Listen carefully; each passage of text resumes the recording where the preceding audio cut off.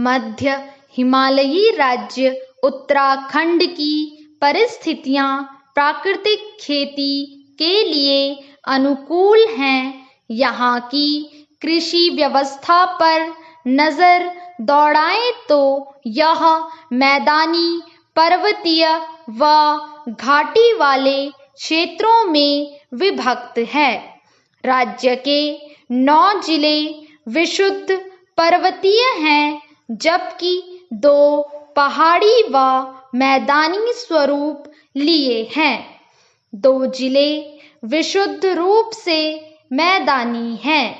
कृषि के लिहाज से देखें तो पर्वतीय जिलों में खेती स्वाभाविक रूप से जैविक है, यानी वहाँ फसलों में रासायनिक उर्वरकों का नाममात्र का ही प्रयोग किया जाता है।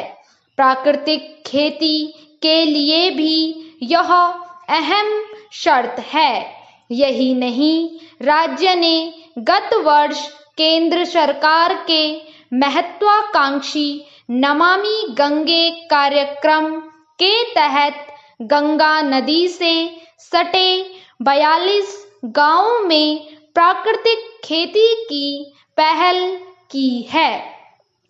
इसके पीछे मंशा यही है कि खेती में प्रयोग होने वाले रासायनिक उर्वरक वर्षा काल में मिट्टी के साथ बहकर नदियों, विशेषकर गंगा को प्रदूषित न करें।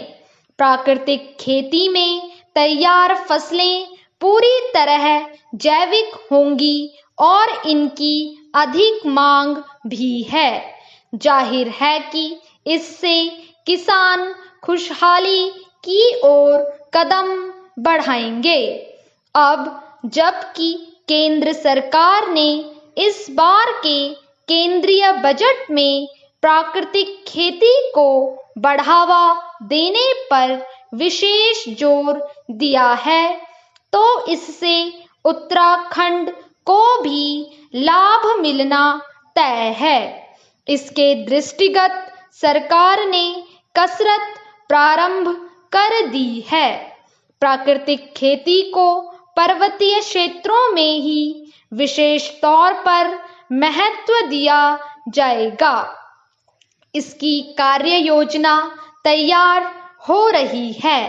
इस कड़ी में केंद्र के दिशा निर्देशों की प्रतीक्षा है।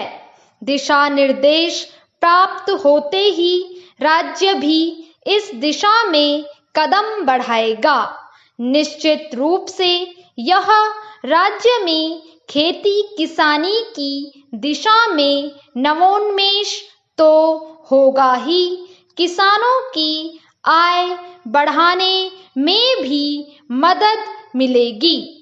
अब यह सरकार और तंत्र पर निर्भर है कि वह राज्य के परिप्रेक्ष्य में केंद्र की इस योजना का कितना लाभ उठा पाता है। एक बात और, प्राकृतिक खेती की मुहिम ठीक से मंजिल पर पहुंचे, इसके लिए गंभीरता दिखानी होगी। विषम भौगोलिक परिस्थिति वाले अपने राज्य पर हम इंफ्रास्ट्रक्चर को मजबूत करने में करोड़ों अरबों रुपये फूकते हैं, लेकिन एक आपदा ही इतनी भारी पड़ जाती है कि सारा किए धरे पर पानी फिर जाता है।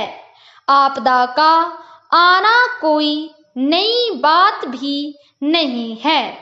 सब जानते भी हैं कि उत्तराखंड आपदा की दृष्टि से संवेदनशील है, लेकिन दुखद यह है कि अभी तक हमने इस पर ठोस काम किया ही नहीं है।